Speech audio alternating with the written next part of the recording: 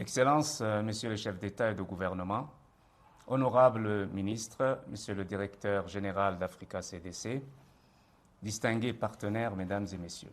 Je voudrais tout d'abord remercier Africa CDC pour la convocation rapide de cette importante réunion ministérielle consacrée à l'Ebola qui touche actuellement la République démocratique du Congo, l'Ouganda, avec un risque élevé d'extension régionale.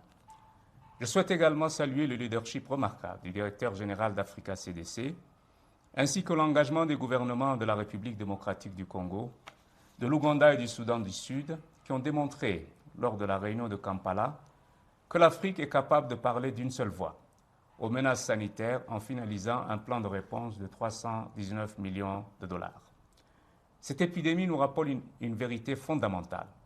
La sécurité sanitaire est désormais une question de souveraineté, de stabilité économique, de paix et de sécurité continentale. L'Afrique ne peut plus rester vulnérable face aux crises sanitaires répétitives. Il est inacceptable que 19 ans après l'identification du virus Ebola Bundibugyo, le monde ne dispose toujours ni de vaccins homologués, ni de traitements spécifiques contre cette souche, car cette maladie n'a pas touché le monde occidental. Cette réalité doit nous interpeller collectivement. Nos populations ne doivent plus dépendre exclusivement des priorités, des financements, des chaînes d'approvisionnement et des capacités de production d'autres régions du monde pour protéger leur santé et leur vie. C'est pourquoi cette crise doit accélérer notre agenda de souveraineté sanitaire africain. Excellences, Mesdames et Messieurs, l'Union africaine soutient pleinement la déclaration par Africa CDC de cette épidémie comme urgence de santé publique, de sécurité continentale, ainsi que son rôle de leadership continental dans la coordination de la réponse africaine. Nous saluons également l'approche de coordination mise en place autour du principe une seule équipe, un seul plan, un seul budget et un seul cadre de suivi. L'Afrique doit agir de manière coordonnée, unie et stratégique. Je voudrais saluer la solidarité africaine qui commence déjà à se matérialiser.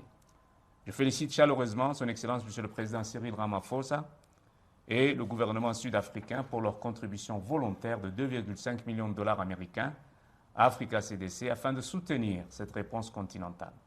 Ce geste est important.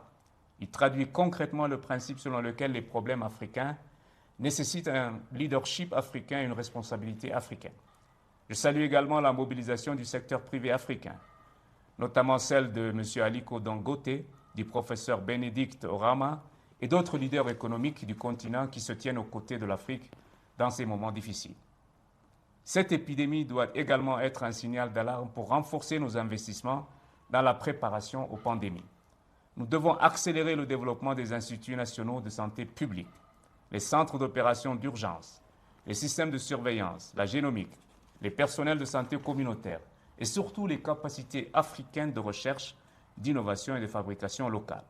Excellences, Mesdames et Messieurs, l'Union africaine restera pleinement mobilisée aux côtés d'Africa CDC, des États membres et de tous les partenaires engagés pour mettre fin à cette épidémie et construire une Afrique plus résiliente, plus forte et plus souveraine. Je vous remercie.